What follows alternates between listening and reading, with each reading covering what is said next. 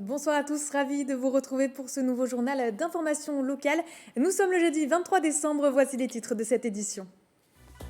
Lundi, une dizaine de jeunes ont pu suivre un cours de soutien particulier. Un atelier sur le thème coaching et réussite a pris place à Montigny-le-Bretonneux. Objectif, laisser tomber les croyances limitantes et se construire des objectifs. En sport, ce week-end, le Stade français rencontrera le Stade toulousain. Le rugbyman yvelinois Léo Barré est mis au repos pour l'occasion. Retour sur son début de saison dans ce journal. Le chanteur ambolitain Fabem vient de sortir un nouveau titre sur le thème de Noël, un duo avec la chanteuse américaine Heidi Ricard. Son single Christmas in Paris with You est à découvrir dans cette édition. Et puis, tout au long de ce journal, nous vous emmènerons au cœur des préparatifs et achats de dernière minute avant Noël. Nos journalistes sont actuellement au centre commercial Vélizy 2 pour nous partager l'ambiance sur place. Nous serons avec eux en duplex. Avant cela, l'Agence régionale de santé a présenté ce vendredi 17 décembre sa stratégie régionale des investissements Ségur en Île-de-France. Un investissement qui s'inscrit dans le cadre du Ségur de la santé, un plan mis en place par le gouvernement pour épauler les établissements sanitaires et médico-sociaux, notamment pour la rénovation ou encore la modernisation. 2,4 milliards d'euros vont être investis en Île-de-France. Dans les Yvelines, c'est une soixantaine d'établissements hospitaliers et de santé qui ont reçu des aides financières. Une enveloppe de 256 millions d'euros pour porter des projets comme par exemple le centre hospitalier de Poissy-Saint-Germain et celui de Versailles ou encore celui de Rambouillet. Faut-il faire du soutien scolaire pendant les vacances? Le centre Excellence Soutien scolaire à Montigny-le-Bretonneux qui encadre tout au long de l'année des séances de rattrapage en mathématiques, français, anglais ou encore en physique a profité de la coupure pour animer en fait un atelier inhabituel. Le reportage de Bichente Mayen Saint-Esteban. Et si vous le faites parce que vous en avez envie profondément et que c'est personne d'autre autour de vous qui vous dit de le faire, vous allez voir à quel point ça sera facile. Le soutien scolaire, c'est d'habitude du français, des maths, de la physique. Le Centre Excellence Soutien scolaire a profité des vacances pour expérimenter un nouvel atelier à une dizaine de collégiens et lycéens. Le thème, coaching et réussite. On a pu débattre en étant à l'aise, on a travaillé sur nos objectifs et maintenant j'en ai un nouveau, c'est de me lever plus tôt pour être en bonne forme toute la journée. On relâche un peu la pression, on est plus à l'écoute finalement. Parce qu'un élève qui est, demain j'ai un contrôle, la semaine prochaine j'ai un devoir à rendre, donc il a un peu pris dans sa tête de faire ça. Et en plus en début de vacances, on sait qu'il a un peu coupé avec l'école et je trouve ça bien justement de profiter de cette coupure pour aller parler d'autres choses en toute tranquillité finalement. Parmi les axes des 3 heures de travail de la matinée, lutter contre ces croyances limitantes, une barrière mentale qui nous empêche d'entreprendre ou de rêver. Pour les mathématiques, on est très souvent conditionné à ne pas y arriver parce que depuis tout petit, on entend que les maths, c'est quelque chose super dur, super compliqué. Tout ça, ce sont des croyances limitantes. Il y avait un élève qui me disait moi, j'aimerais bien gagner 10 000 euros par mois, mais de toute façon, je sais que je ne pourrai pas. Ça, c'est une croyance limitante. Pourquoi tu te dis déjà à 13 ans que tu ne pourras pas gagner 10 000 euros par mois? C'est pas possible. Les élèves ont ainsi pu se construire une liste d'objectifs de vie à court et long terme afin de trouver la motivation et une raison pour mieux travailler. Je sais pertinemment que les objectifs qui vont se fixer maintenant à 13, 14, voire 15 ans ne seront peut-être pas ceux qu'ils auront à 25 ou 30 ans. Pour moi, ce qui est important, c'est qu'ils en aient un. C'est important, quand vous jouez dans votre jeu vidéo, de savoir quel est le but du jeu. Sinon, c'est la meilleure façon de perdre. Le Centre Excellence Soutien scolaire souhaite mettre en place d'autres ateliers de ce genre et des activités extrascolaires comme le codage ou la sensibilisation à des domaines d'études peu connus des jeunes. Et je vous le disais en titre, tout au long de ce journal, nous retrouverons nos journalistes qui sont sur le terrain au centre commercial Vélizy 2 pour nous partager l'ambiance à 24 heures du réveillon. Et Michael Elmidoro, vous êtes sur place justement. Vous êtes journaliste pour Télé 78. Je vois que vous êtes accompagné de Jonathan Tout-le-Monde, le directeur du centre. Exactement, Justine. À mes côtés, Jonathan Tout-le-Monde. Alors Jonathan, on voit qu'il y a beaucoup de monde aujourd'hui dans les boutiques. Et oui, le 23 décembre, c'est une très grosse journée pour les clients et les commerçants. C'est le grand rendez-vous de l'année pour préparer Noël. Il y a combien de personnes environ qui transitent par Vélizy 2 ces derniers jours? C'est de loin notre plus grosse journée en termes d'affluence. On enregistre une progression d'à peu près 30% par rapport à une journée habituelle. Donc c'est vraiment la plus grosse journée de l'année, bien sûr avant les soldes et les autres rendez-vous. Alors vous me l'avez dit hors antenne, il y a beaucoup de monde aujourd'hui, mais il y a beaucoup de monde depuis une semaine environ. Oui, la féerie de Noël s'opère depuis le 20 novembre. On a installé des nouvelles décorations de Noël, on a installé le stand du Père Noël. Et puis l'affluence, l'activité va crescendo jusqu'au 23, jusqu'à aujourd'hui. Et donc c'est toute une fourmilière qui se met en place. On a les commerçants ont des renforts, nos équipes sont aussi renforcées pour accueillir toute cette activité. Et ça monte crescendo depuis mi-novembre. Et dans tout type de commerce, hein, on le voit derrière nous, il y a des bijoutiers. Il y a également Auchan qui est tout au fond de Vélizy 2, qui a également beaucoup de clients aujourd'hui, et notamment sur l'alimentaire. Oui, c'est un grand rendez-vous pour nos 200 enseignes. Effectivement, on représente tout secteur d'activité. C'est à la fois l'hypermarché Auchan qui va être bien sûr plus sur de l'alimentaire, avec les huîtres, les métiers de bouche, le foie gras et tous ces mets gourmets, mais aussi les secteurs de la santé-beauté, de la cosmétique, de l'informatique, de la mode, de la décoration. Voilà, c'est vraiment un moment très fort pour toutes les enseignes du centre commercial. Et comment vous faites pour vous organiser également, vu le contexte sanitaire du moment? Alors, on est quand même assez rodé maintenant. Il y a beaucoup de gens aujourd'hui, je pense que vous le voyez, les gens ont sourire, les gens sont nombreux. Je pense que les gens, et c'est important, nous font confiance. Depuis mars 2020, on a montré tout notre sérieux. Alors, on est bien sûr très respectueux des consignes des autorités sanitaires et préfectorales dans les consignes. On a des centres de dépistage avec notre pharmacien, on a un centre de vaccination. On a vacciné quasiment 90 000 personnes depuis juin dernier. Donc les clients viennent chez nous et vont aussi se faire dépister, se faire vacciner. Et puis après, il y a tout ce que vous voyez autour de vous, de la signalétique au sol, verticale, pour diriger les flux dans un sens, port du masque, appel micro, bande de gel, et bien sûr beaucoup d'agents pour faire respecter ces mesures et s'assurer que ce soit bien appliqué. Vous attendez également beaucoup de monde dans les prochains jours, ou ça va se calmer un petit peu à partir de demain?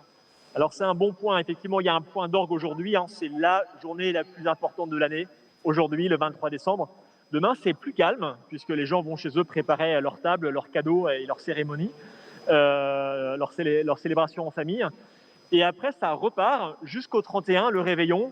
Donc finalement on est sur quasiment des gros samedis jusqu'à la rentrée des classes le 3 janvier. Dernière question, est-ce que ça vous surprend ou pas ce dernier rush chaque année? Vous êtes directeur ici à Westfield depuis quelques années. Est-ce que ça vous surprend chaque fois? Oui, ça nous surprend, mais en fait, on est un peu tous pareils. On a toujours beaucoup de bonnes intentions à faire des cadeaux en anticipation, bien préparés et en avance. Et finalement, on court tous un petit peu les derniers jours.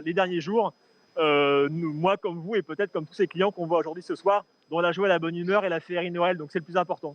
Merci beaucoup, Jonathan, tout le monde. Merci. Et vous l'avez constaté, Justine, il y a énormément de monde ici à Vélizy 2.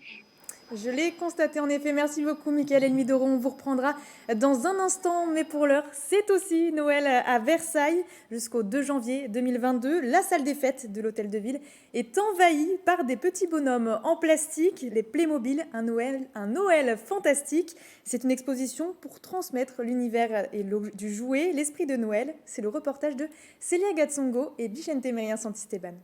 Il y a des pistes de ski et il y a aussi les chalets, il y a les personnes qui se font sauver et il y a même les télécabines. Entre stations de ski, monde sous-marin, château fort ou jungle féerique, l'exposition Playmobil Un Noël fantastique, c'est 100 mètres carrés de nombreux univers à retrouver à l'hôtel de ville de Versailles. J'ai préféré l'atelier du Père Noël, j'ai vraiment beaucoup aimé. Il y a plein de sortes de Playmobil. Imaginons il y a quelqu'un qui aime bien les châteaux forts, et il va trouver son secteur avec les châteaux forts. Une exposition qui mêle toutes les générations. Je ne savais pas qu'il y avait ça à Versailles, pourtant je suis d'ici. C'est mon ami qui m'y a fait penser et donc on s'est retrouvés ici et je ne regrette pas d'être venu. Même certains, pourtant très familiers de la mairie. Je m'amuse beaucoup parce que maintenant, quand je rentre dans la mairie, on est accueilli par des personnages Playmobil, mais grands. Ils font la moitié d'une taille d'homme. Et donc, oui, ça surprend un peu. Alors, comme en plus, ils sont derrière des sapins, des choses comme ça.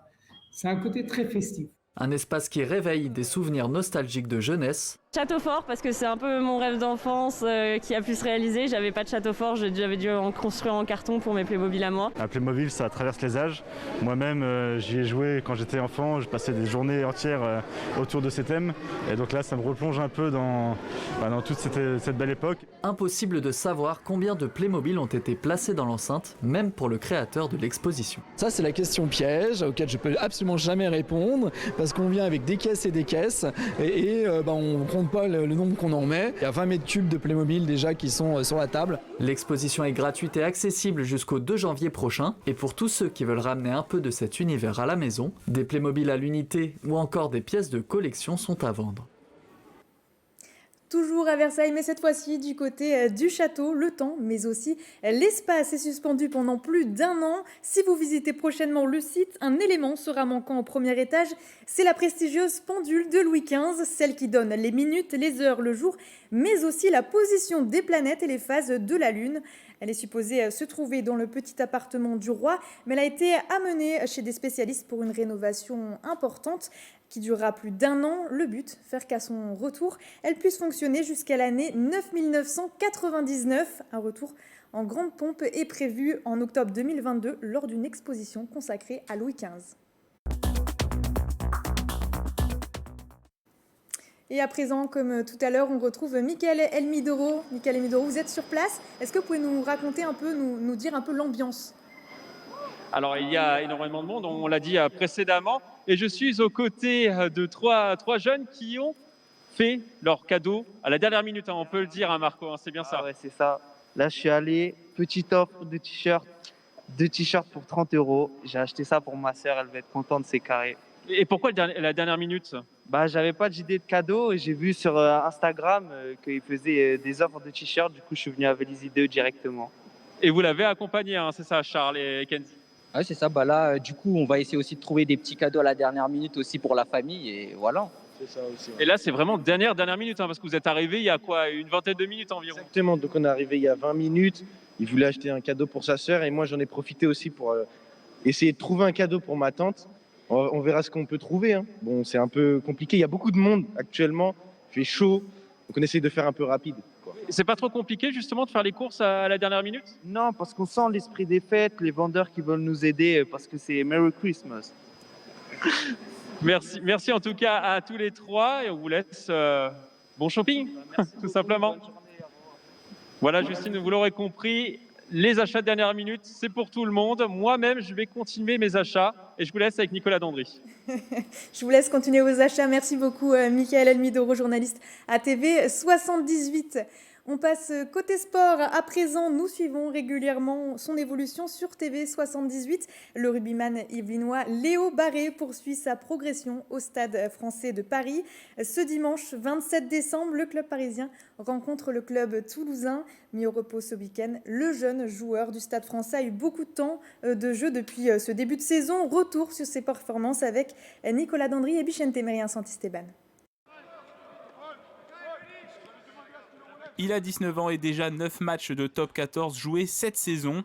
Arrière polyvalent, Léo Barré couvre plusieurs postes au Stade français Paris. Demi d'ouverture, 3/4 centre ou arrière. Issu du club de Versailles, il poursuit sa progression avec l'équipe professionnelle parisienne. Énormément de minutes de jeu, puis surtout une continuité. C'est-à-dire que j'ai réussi à enchaîner 5 matchs d'affilée à chaque fois. Après, il me laissait au repos au 24. Et c'était plutôt intéressant pour moi d'évoluer avec les grands. Parmi ses prestations cette saison, une rencontre à Perpignan. Le jeune joueur du Stade français sait être décisif pour son équipe. Sur une pénalité, il a inscrit les 3 points de la victoire.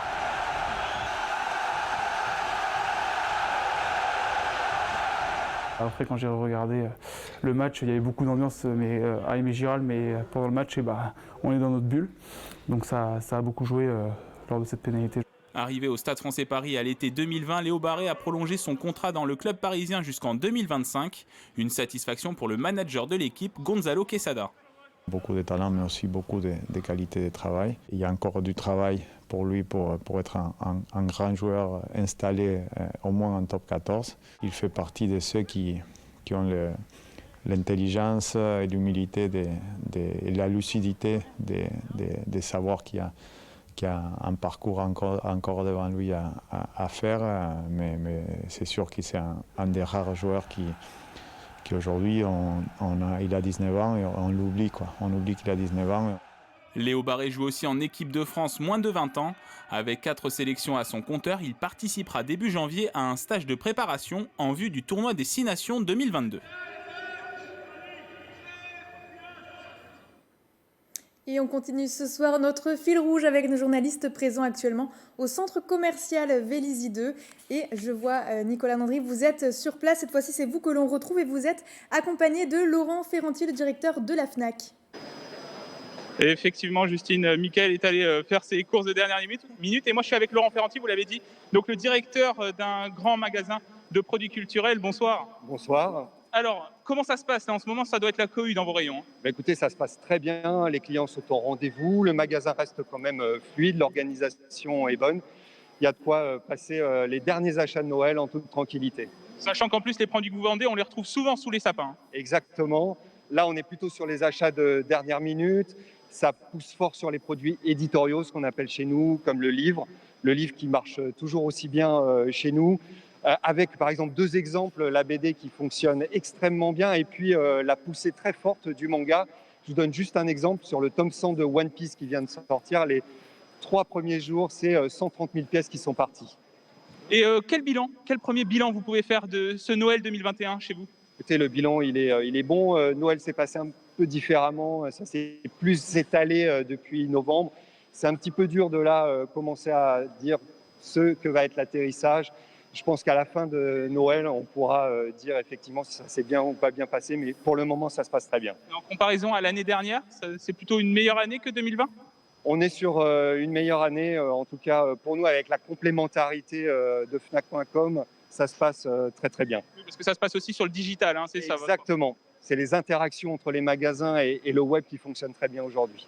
Et malgré le digital, il y a quand même beaucoup de monde dans le magasin. Il reste beaucoup de monde en présentiel. Bien sûr, je vais vous donner un chiffre. Aujourd'hui, nous allons rentrer plus de 16 000 clients dans notre magasin. Et voilà, Justine. Alors, je sais que vous aimez les jeux de société. Je pense qu'on peut trouver des jeux de société chez vous. Hein. Beaucoup encore. Il y a de quoi faire. Bon, ça ferme à 21h, c'est ça? 21h. Je pense, Justine, que vous avez le temps. Je crois savoir qu'il vous manque quelques cadeaux à faire, non?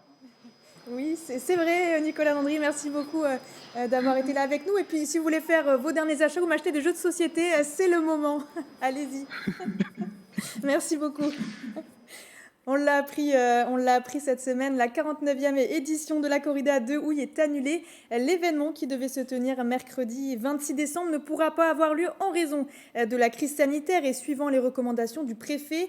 L'année dernière, la pandémie avait aussi empêché la manifestation de se tenir. Pour rappel, la corrida de Houille est une course pédestre annuelle de 10 km qui se déroule dans les rues auvilloises. Et puis, le chanteur rambollitain Fab M a sorti un nouveau single pour Noël, toujours. Christmas in Paris with You, c'est en duo avec la chanteuse américaine Heidi Ricard. Leur clip est sorti le 12 décembre. Écoutez le clip de Fab M, suivi d'un extrait de l'auteur. À Paris avec toi.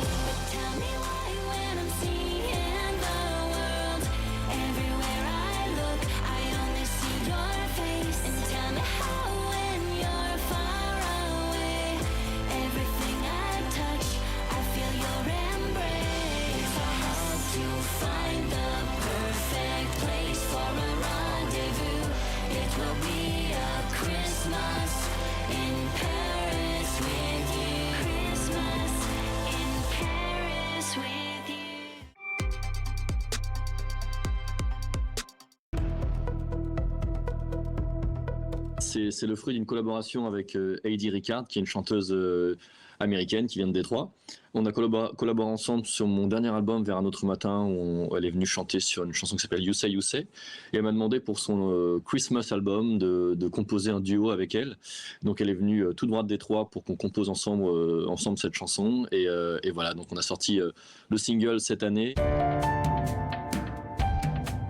On a imaginé une américaine qui fait, pour le coup une new-yorkaise qui fait son tour du monde et qui arrive en France, tombe amoureuse d'un Français et les deux ont une espèce de nostalgie et ne souhaitent qu'une seule chose, c'est de se retrouver. Le rendez-vous parfait pour se retrouver, ce serait un Noël à Paris, quoi. On est vraiment tombé dans la chanson romantique. on reçoit une touriste américaine, où est-ce qu'on l'emmène? On l'emmène bien évidemment à Paris, on va au Trocadéro, on va sur les Champs-Élysées, on va au marché de Noël. Et voilà, l'idée était vraiment de rentrer en plein dans la chanson et d'illustrer la chanson à travers les images, quoi. On fait un mini-album, un EP pop qui ne sera pas forcément en rapport avec Noël et qui va sortir au printemps. On a tout enregistré, elle est venue en France pendant 1 mois et demi et pendant 1 mois et demi on a bossé tous les jours pour faire un album de Noël et ensuite un mini-album tous les deux. C'est la fin de ce journal. Merci à tous de nous avoir suivis. Je vous souhaite à toutes et tous de très belles fêtes de fin d'année de la part de toute l'équipe de TV78 et surtout, prenez soin de vous.